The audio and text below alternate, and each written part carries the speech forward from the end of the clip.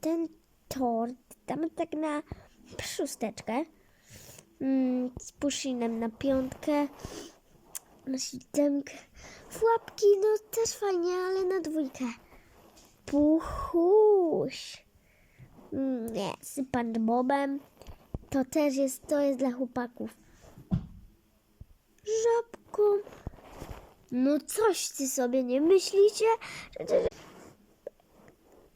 Nie wiem na jaki dodać, bo lubię też takie torty. Z łapkami, no nie aż taki. Nie. Nie. Nie.